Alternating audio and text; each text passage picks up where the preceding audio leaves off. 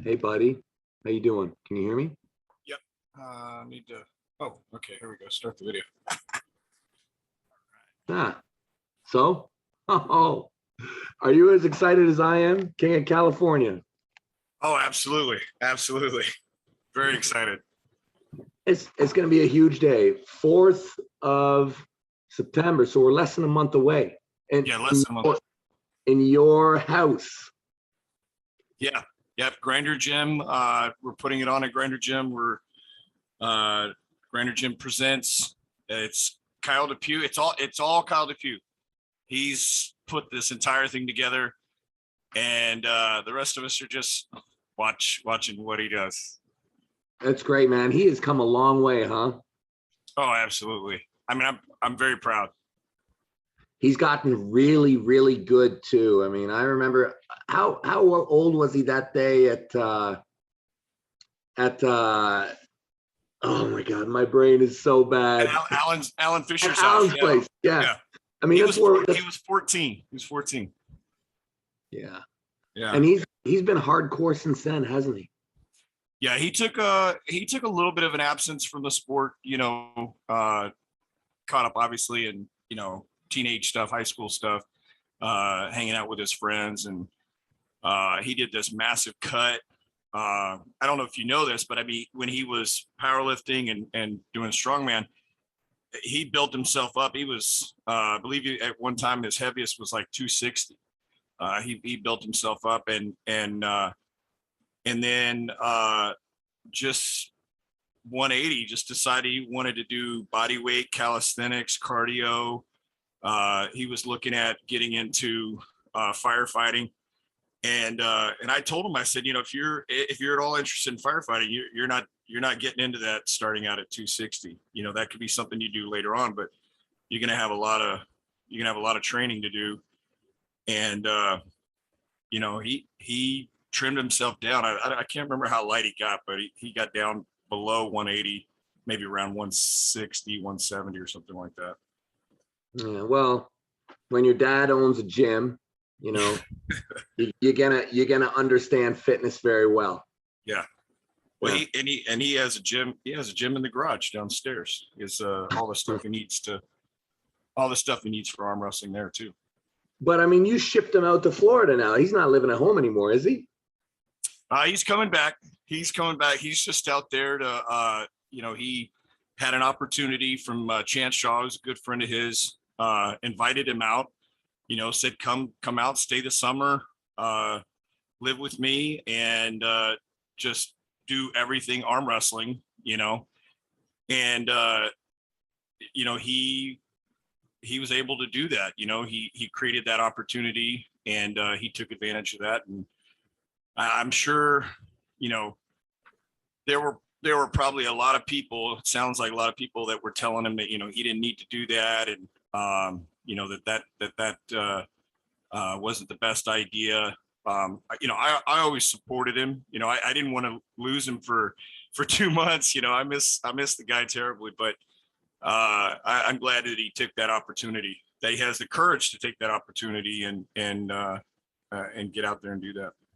Yeah, I think it's super cool. And, a lot of the North American culture, we talk about the old guys, and like, no matter where we go in the sport 5 years ago, 10 years ago, it's the same guys being talked about. But yeah. I see now the new generation really starting to pick us older dudes off. And yeah. I think Kyle and Chance are definitely, they're on that list. Well, they're doing some things. They're doing some pretty interesting things. They're both smart young men. They're very smart. They're very strong. They're very capable of mixing some things up in the sport for sure. And they're the kind of young men that, would be successful pretty much at anything they choose to do. And this is what they've chosen to do. And this is their passion. And you can see that in both of them. And it's, I think that's obviously what's drawn them together because they both share that passion equally. It's interesting. I just talked to Chance. Chance sent me a message yesterday and he's like, I've quit my job. I'm full-time. Yeah. What? Oh my goodness. I'm like, wow, man, I didn't do that till I was 41. I'm like, good for you. Good for you. Yeah. Oh, So, wow.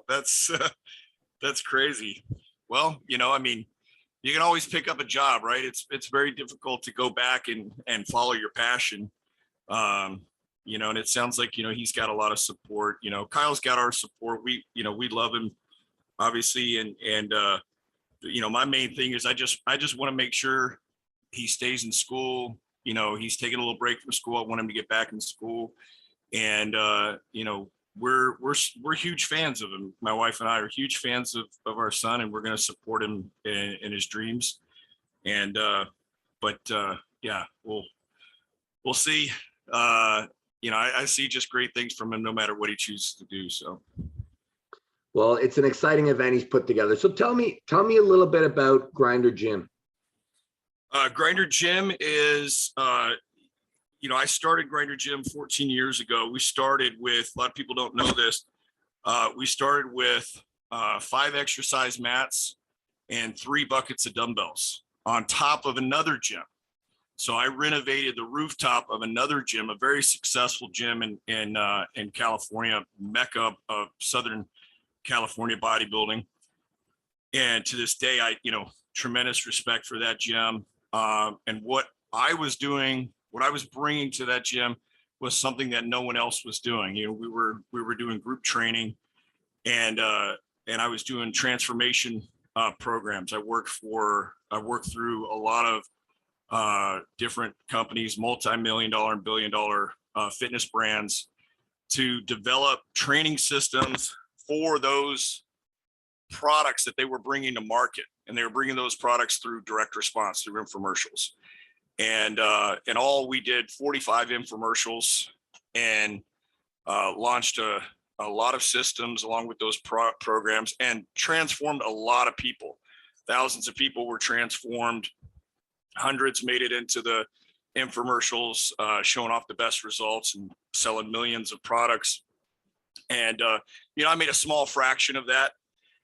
And in that whole process, I lost a lot of my own branding because I was always the guy behind the scenes, and no one really knew what I was, about, other than the people that were, going through my programs. And I just kind of decided to turn away from that and focus on Grinder Gym and build it into something that, I felt was my passion, and that's strength sports. And so we've gotten away from a lot of the group fitness classes, and we're now evolving more towards group powerlifting, group strongman training, even, bringing arm wrestling, of course, back into the fold there. But strength sports are my passion, and that's really what my gym is about. Yeah, it's an incredible gym. I've been to gyms all over the world. I love Grinder Gym. Every time I go to San Diego, it always impresses me because I feel like I've popped in a few times over the last decade, and I feel like every time it's even greater. Yeah, it just gets better. Yeah. Well, that's that's how I live my life is, the saying is like, you get paid, right? And in the world, you get paid for what is done, right? You get paid for what you're doing. Action is everything. And you can't wait to be perfect, to go out there and follow your passion. And I'm far from perfect, both as an athlete as well as a business owner. But I'm consummate. I'm going out there, I'm taking the initiative, and I'm looking to get better every chance that I can. And that's how I live my life. That's how I run my business. That is an awesome way to live, man. That is a great way to live. Hey, speaking of which, didn't I just see you just did a meet like in the last week or so, didn't you?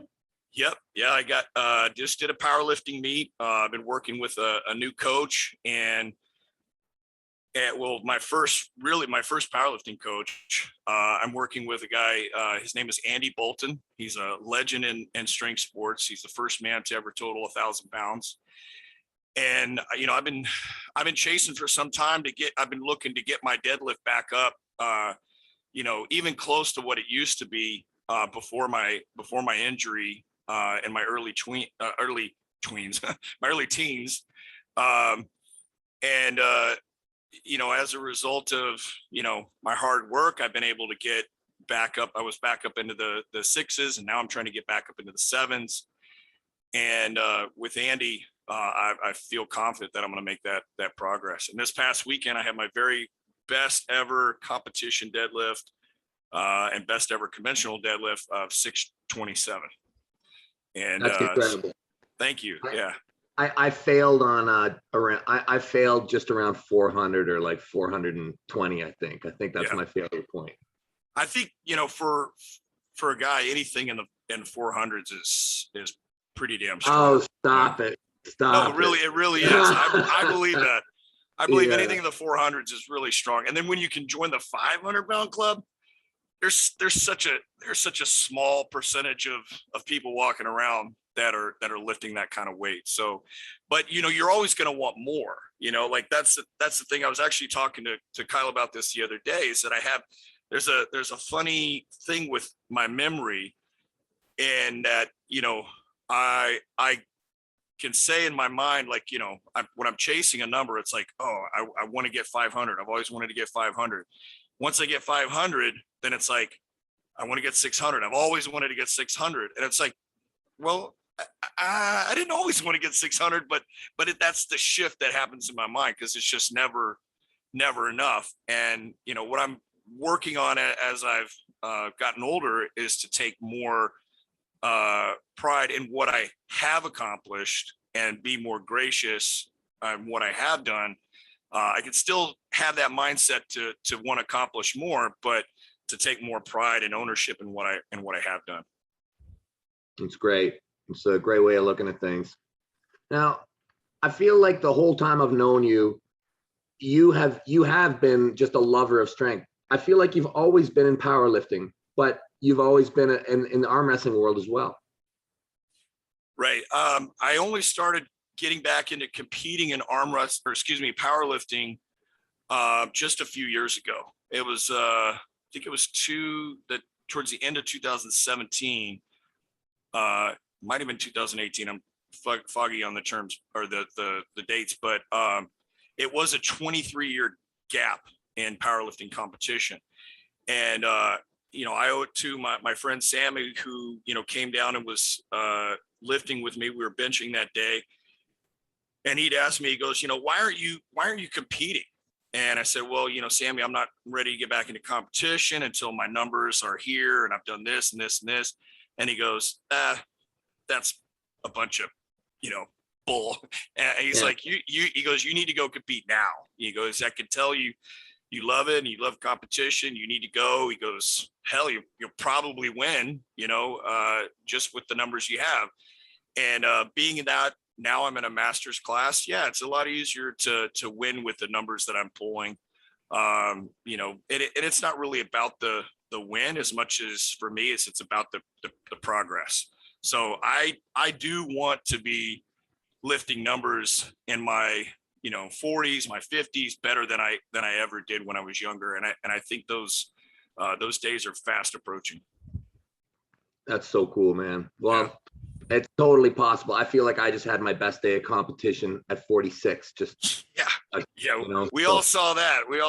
That was amazing. Hey, so often? Yeah, well, anything's possible nowadays. Anything's possible. The bar just keeps on getting pushed.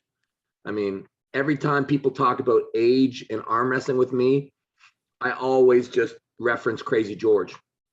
Yeah, well, that's a great reference to have. I mean, the thing about arm wrestling is we do have a lot of really incredible examples of people who are in their even in their late 40s. And Alan Fisher, look at this guy, still hanging in there, and he's got to be in his weight class. I don't know the rankings, but I would suspect he's still in the top 8 in North America in his weight class. And what is he now, 66 or 67, something like that? And a threat to anyone. Nobody's like, oh, I got Alan Fisher, okay, easy match. Nobody is ever going to say that. So and same thing with John. I mean, John just competed at 57 and he looks awesome. So and he just came off the couch, right? I mean, he's been laying low for 5 years, nursing a shoulder injury, comes off the couch to, pull one of the, what you arguably say is probably one of the top contenders right now. Everybody's talking about Chance. Everybody wants a piece of Chance because they're looking at just how quickly this young man's coming up. I gotta agree with you. But so long as you hold on to your passion and every day being better, that just keeps on being pushed further and further. And that's what that's about. It's like you just want to try to be a little better each day if you can do that. And some days, I mean, you're not gonna be there, but what can you learn from it? If you can learn from that and grow on that experience, I mean, yeah, I would think sky's the limit, right? Yeah, I think those ages are just going to keep on being pushed. That's what I think. Yeah. How often is arm wrestling a regular thing at Grinder Gym? Not as regular as I would like. I do grip up every now and then. I grip up with we have a lot more of our arm wrestlers that are actually members of the gym now, and they come in just for their workouts. They come in to do their training. And so I get an opportunity every now to grip up. And I'll be honest, most of them want to grip up with me more often than I'm willing to because of my training. I really just have to manage the pain that comes along with, arm wrestling, the shoulders, the elbows. It doesn't always complement, your strength sports as well. As I'm sure a lot of people understand that, arm wrestling and lifting can be a tough thing to balance. So you guys don't have a weekly schedule at this point? Not at Grinder Gym. When Kyle's there, there's a lot more consistency, but it may not necessarily be like a big practice. The big practices in Southern California are run by Tony Thomason and Derek Smith. And then, to a slightly lesser degree, you have, some clubs here and there, just kind of spot all over. A really good smaller club is, what Voskin does up there with Mindy's gym.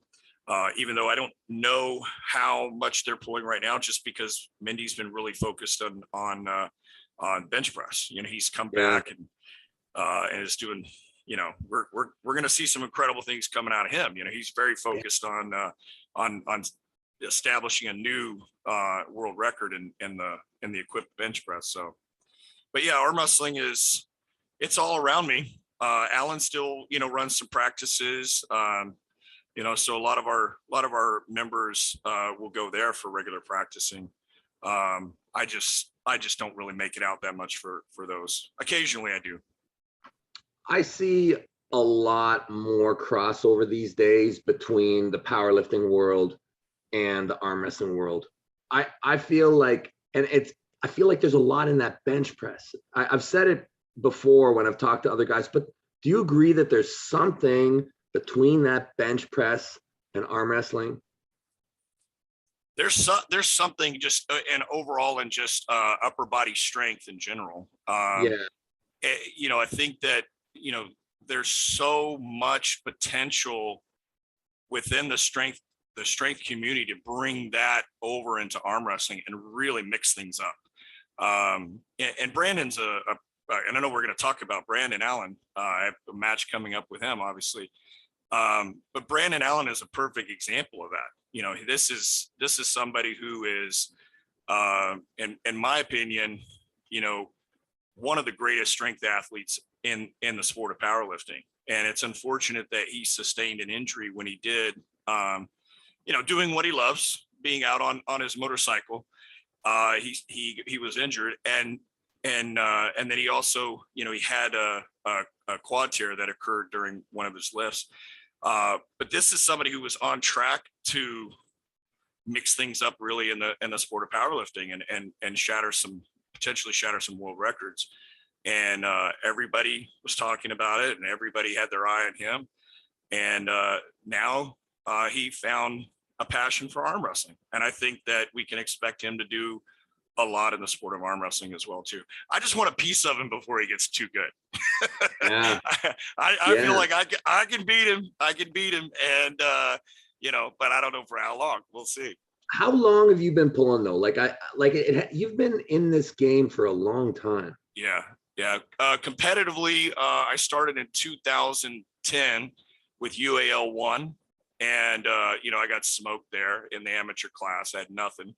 I didn't even know what was going on. I go to the table and it's just like you grip up and everybody tells you afterwards, like, you let them have this and you let them do that. And I'm like, Yeah. I had no idea, and Alan worked with me and, he did his best to teach me a lot about the technique and the sport. And he taught me how to train for those moves, and I feel like that definitely made me better, but it didn't necessarily make me competitive. And it's taken a long time for me to have things really click for me. Whereas like I can look at my son, I could see that, my son at 14, 15, 16 years old, things were clicking for him, like just like that. He was picking up technique where he didn't necessarily have the strength and the power yet, but through technique, through his skill, he was able to take people out of their power and use that to his advantage. And that's something that, I still to this day, I don't do that very well. I tend to just go in, find my power, absorb, maybe take the hit and absorb somebody and just, I'm pretty patient, so I'll just work around it, get back into my power and then make my move. That obviously doesn't always work. You got somebody who knows a little bit more about you on the table. Their table IQ is higher than yours, and they're also very powerful. That's why I feel like for me, I haven't really done a lot in the sport yet. How do you do with Kyle? Well, Kyle does pretty well. Kyle's got some tricks. He knows how to take his dad's hand. I mean, for the most part, if I'm really focused and I really want to beat him, he's not going to beat me. But he has beat me. He's even beat me in competition. Oh, nice. Yeah, he's beat me in competition. Good. And because he knows his dad's weaknesses. He exploits them, and he's much faster than I am. Yeah, so, he's really good. I'll tell you, he beat me up at a Vegas practice last year as well. So yeah. Well, he probably caught you by surprise. Like it just he's improved a lot. Yeah, a lot. Yeah. Yeah. I was really impressed. He's got practice. He's got practice wins on a lot of people, like some impressive arm wrestlers. So yeah, he's doing very well. Do you have any? So I don't know if you saw that I had Brandon on the channel just the other day. Yeah, I did. I saw it. He doesn't remember arm wrestling you. Oh, I know. I saw that. I'm like, but I was sure that I gripped up and arm wrestled him. I know that I gripped up with him and I showed him some things and I had him apply some pressure. Maybe we didn't get into a battle, but to be honest, I mean, it wouldn't have gone well at the time. Like he wasn't even able to do anything with Kyle at that time. And so it, I think I may have held him. I don't know why he doesn't remember it. There's no video. I didn't take any video of it. I certainly wish I had, because like I said, I have a tremendous amount of respect with everything that he's done and just him as a person. I wish I had that video just for my own, for my own benefit.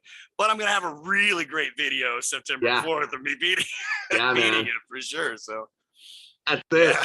Hey, I'm so excited about this match. I love this match so much. You guys are both kind of very heavily blended. I mean, in that powerlifting world, in the greater strength community, I think that a lot of people from the powerlifting world are going to be watching your match on top of all the regular arm wrestlers. Yeah, I certainly hope so. In comparison to, I mean, as an arm wrestler, I know you don't probably know a whole lot about the sport of powerlifting, but I'm like here in powerlifting. He's like, yeah, no, I know. Right? Brandon is ridiculous. He's ridiculous. Yeah. And with a little bit of time I've spent with Brandon, I already know that his potential is really, really high. Absolutely. So, I Absolutely. mean, I think it's only a matter of time. Like, I mean, you meet these people who are. Did I lose you?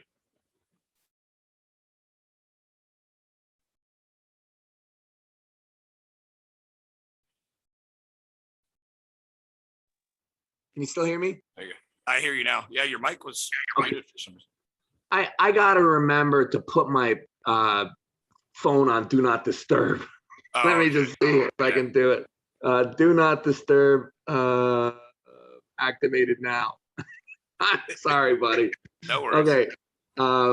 Yeah. So, you meet these people, you meet these freaks, and you know that they have a destiny. It's just, a matter of time. And he's on that list. He's on that list. Well, I think one of the big differences is for this particular person, for Brandon Allen too, is that and we see it in Larry Wheels also.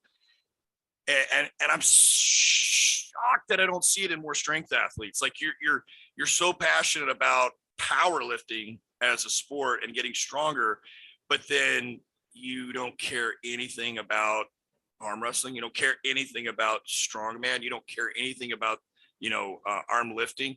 Like for me, I embrace all of those sports. I love all those sports. I compete in all those sports. And, obviously I have my favorites. I think, arm wrestling is definitely top two. Strongman is probably my single most favorite sport to do. It's just, I know that the longevity for me to compete in strongman, especially at a top level, if I push it to compete at that top level, it's going to hinder my success in a lot of other strength sports. So I just kind of teeter there a little bit with the, I do the master's classes, I might eventually go to a national event, but I'm not really trying to push it real hard. And that powerlifting, I want to push those top three. I want to get as strong as I possibly can in those top three. And, arm wrestling it's there. It's fun. I want to be more competitive, definitely. I just haven't really committed the time into doing that. For me, it is a long-term investment. It's something that I'm going to be doing. I hope as long as Alan Fisher. I hope that I'm, gripping up with people in my 70s and beyond, because I do love the sport and I love being around it. I love the camaraderie in the sport. I love how people who are truly passionate about the sport are so giving of their time and their knowledge. Going back to, Kyle at 14 years old, when he met you, at that time you were currently, ranked, I believe in top two, one or two in the world. I think at that time you were way up there. And for you to come out and for you to spend the time that you did explaining and teaching to a 14-year-old kid who you didn't even really know, that meant a lot to me. And I think that meant a lot to all of us here in Southern California, and to be able to retell that story too. In fact, I remember you saying after the fact, you came to me and I was like thanking you, and you go, he's interesting, like you're like, I was telling him stuff and telling him stuff. And then I was like looking at him and going, I don't know if he's taking this stuff in. And then all of a sudden he started coming with the questions, and I was realizing like, whoa, this kid took it all in. He just was like absorbed all that information. Yeah, I remember. Yeah. And that's who he is. That's his passion. So yeah, that's great. Yeah. Well, hey, I mean, it's easy to share something you love with someone who's who's wanting to take it in, right? Right. I think a lot of us as athletes, we do become a little bit of I work professionally as a coach, but I think all athletes, get to a certain point where they do want to give back, and that's a balance of like, how much, if I'm still in the sport and I give too much information, am I giving an advantage to my competition? But in arm wrestling, you don't really see that. In arm wrestling, it's like, I see time and time again, I see so many arm wrestlers, even top level arm wrestlers, just basically like, this is what I'm doing to you, try to stop it, and because it's almost like for them, it just ignites another level for them, that it's like, okay, well, if they do beat that, I'm going to figure out something else. I'm going to figure out another way to get something on them or level up even stronger or whatever it is. But, as a fan, not just as an athlete, but as a fan, it's incredibly exciting to see what is happening in our sport of arm wrestling. Well, the more we share, the more we all get better, and indirectly by you sharing with somebody, it typically will come back and in return make you even greater as well. So, I mean, the concept of sharing inside of the arm wrestling community, we just all make each other stronger. So that's the basis for the whole sport of arm wrestling, right? Right. And the definition of altruism, right? That's really what we see in the sport, is people being very altruistic, just giving of their time and energy, knowing that it comes back to them. Somebody did it for them, right? Most likely that's probably why they feel the way they do too, is that, they didn't get to where they're at by them, by their own accord. Somebody had to help them figure it out. It's interesting what you said earlier about loving all the strength sports, because I love them all also, but I'm strictly arm wrestling. Yeah. And you're the top level of arm wrestling, right? If I was at the top level of even one of these sports, that might dominate my focus as well too. I think it's tough. Like to get I don't know if you could be like, maybe you could, I'm not sure, but I don't know if you could be the number one power lifter and the number one arm wrestler at the same time.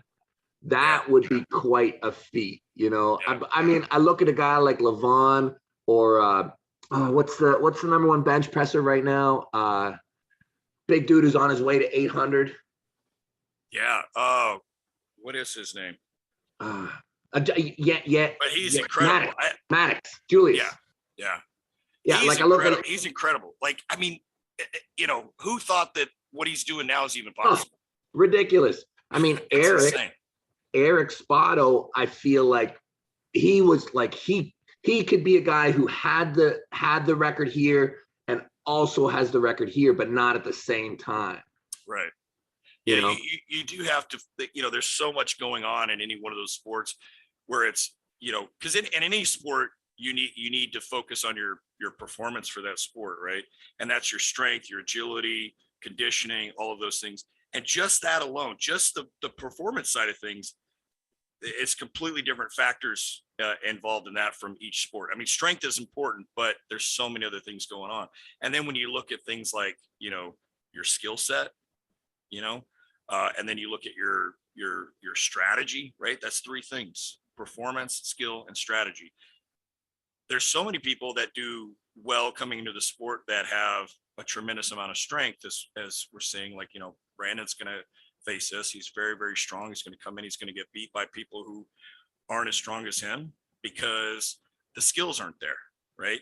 And then as he levels up and he proves himself and learns the skills and his setup and all this kind of stuff, he still has the strategy, right? And there's a lot in strategy.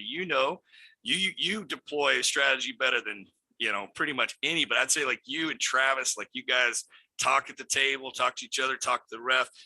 All of this is part of the arm wrestling strategy. It takes the focus and puts it where you want it to be, and that's in every sport. Every sport has all three of those. So making that crossover, it's just not about strength. It's not about the performance factor. It's everything. So with all the stuff you've done, powerlifting, strongman, owner of a gym, what advice do you have to the strength community if they want to come to arm wrestling? Well, first of all, I would say, learn the basics and leave your ego and just absorb everything from a very, very basic point and just work your way up, and know that everyone that you grip up with on the table has something to teach you. Every single person. and you should be willing to teach them as well. I mean, I feel like that's the raw fundamentals of the sport of arm wrestling. I'm so excited about your match. Yeah, What are me you too. like? So you're basically 4 weeks away right now. Yeah. So what do these last 4 weeks look like for you? These last 4 weeks aren't going to look very different. I'm really not going to get a whole lot of table time. I'll probably grip up and work on some ready goes. I'm gonna use a few more handles and things like that. But I'm already in training now. It starts actually next week. I'm already in training for my next powerlifting competition, so I'll be 12 weeks out from that. So nothing's really going to change that I haven't been doing the last 24 weeks leading up to this powerlifting competition. So these two powerlifting competitions will probably be my last powerlifting competitions for the year, and then I'll be looking at really focusing a lot on strongman. I have a strongman competition I like to do at the beginning of every year. I've won it the last 2 years, and I want to go back and win it maybe this time, not just as a masters, but win the open as well too. So It's awesome. It's incredible. Hey, well, I'm going to put all your links down below here, and everybody who is interested in staking on the big match coming up, there's links there for that as well. So, hey, thank you so much for coming on the show. Thank you. Catch up with you. Thank you. I appreciate it. I love what you're doing, man. Keep it up.